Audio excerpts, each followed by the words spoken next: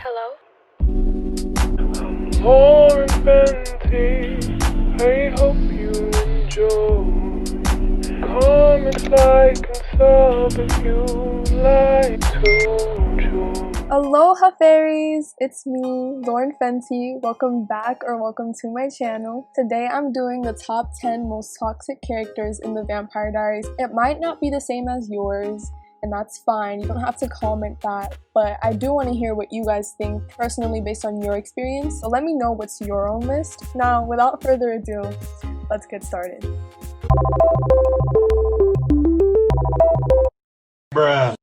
So at number 10, I have Elena, and I put Elena at the bottom of this list because from my own experience, I feel like out of everyone in here, she's probably like the least toxic character because the people that choose to go for Elena tend to be noobs, so they're learning how to use the controls, and so when they're learning, like they sometimes just snap random people just to see like if the controls work and stuff.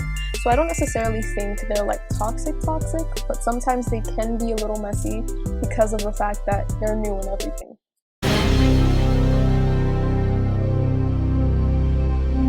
At number 9, we have Stefan Salvatore, and the reason why I put Stefan at number 9 is because I also feel like he's similar to Elena in the sense that the people that go for Stefan are new to the game, so they'll like be punching people for no reason, they'll be snapping them, but I honestly feel like they're, overall, compared to the list as a whole, they're not the most toxic people. Like sometimes if you tell them to stop, they'll stop, or if you like attack them, they'll be like, okay, I'm sorry, and they'll never do it again.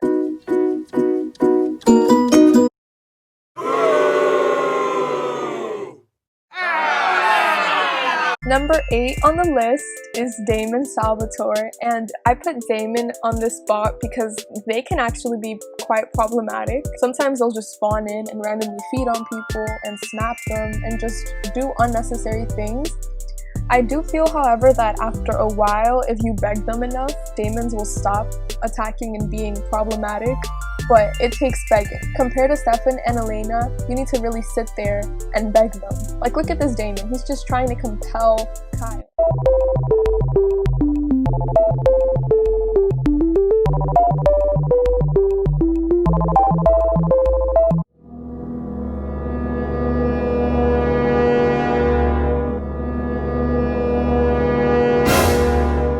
So at number 7, I have 𝘂𝓪𝓾𝓻𝓮𝓷, and the reason why she's on this part of the list is because I think Catherines are definitely more problematic than the other people on the list without a cause. And like even if you beg them, they will continue to just be problematic, they'll snap you, they'll drink from you, they don't care. They do not care.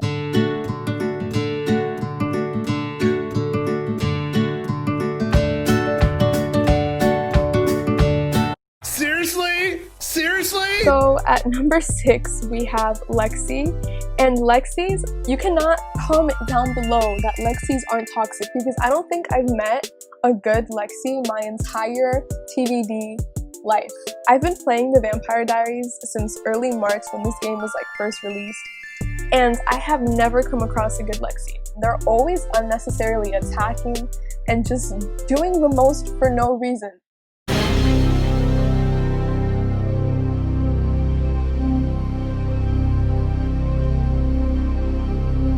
Coming in at number 5, we had Tyler and Haley. And why do I put them there? Okay, I'm gonna keep this one short. Tyler's and Haley's love to bite people for no reason. Like, I've witnessed a Tyler and a Haley bite an entire server for nothing. For absolutely nothing. Even mortals. Mortals that can't do anything. Tyler's and Haley's are toxic. Toxic. I swear, every time I see a Tyler and Haley, like 5 feet away from me, you will see me running.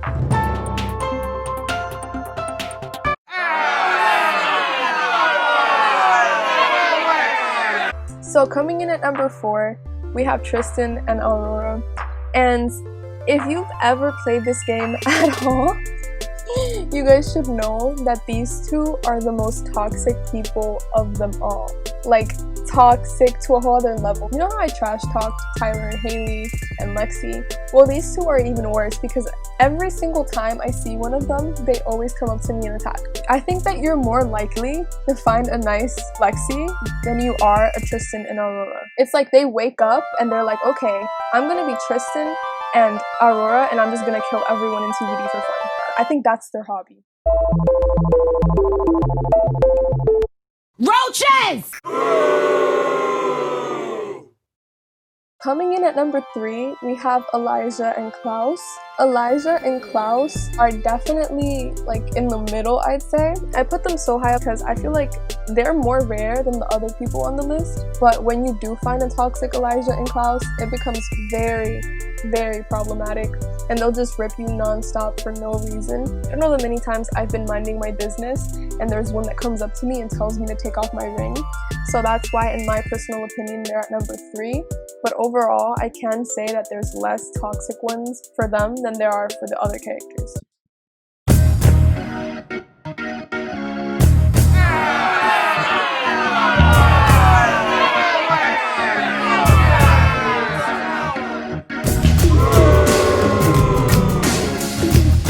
So coming in at number 2, we have Rebekah, who's definitely the most toxic between her, Klaus, and Elijah. And there was actually one time that there was a Rebekah who kept following me around the server, and she was like mad at me for no reason, trying to get me to apologize alongside another character who I will be covering as number 1. But she just kept going up to me and she was just being hateful and rude. This went on for over an hour. Over an hour. And the only reason this person left was because they actually had to go. If not, I'm pretty certain they would have stayed in the game and they would have continued to torture me and my friends, who, by the way, were harmless mortals.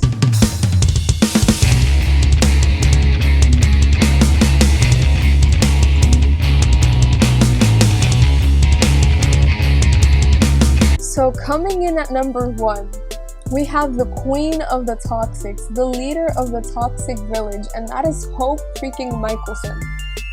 Every single Hope that I've encountered tends to be super problematic for no reason. And remember that story I mentioned about Rebekah, this one Rebekah that I knew that was following me around the server trying to get me to apologize? This story happened alongside this Hope person. Them two, they just kept following me and my friends and being not even just like PvP kind of toxic, but like verbally toxic, and it was getting so ridiculous. Literally the most toxic character in this entire thing. They think that because they're overpowered, they have like this sense of entitlement, and they'll just start biting and killing people for no reason. Overall, finding a good Hope, also rare. So that was it for this video. I have a couple of things that I'd like to minorly announce. If you made it this far into the video, I am soon planning on opening my own Discord server for all the fairies out here who have been supporting me and watching me, because I figured it'd be a really good opportunity for me to just communicate with you guys and for you guys to leave me suggestions and take part in my videos, or even just like hang out with me in game and stuff. So if you're interested in any of that, if you're interested in giveaways and all that kind of stuff, be sure to join my Discord server. Keep your eyes peeled for it, because I will be making a video revolving around it, and I will also be starting a Roblox group. Just make sure to be consistent and wait for the announcement, and I hope to see you guys there, because I really love talking to you guys and meeting you guys in game, and you guys are just like the best. So be sure to do that. Now, with faith, trust, and a little bit of fancy fairy dust, I wish you all a magical day. Bye!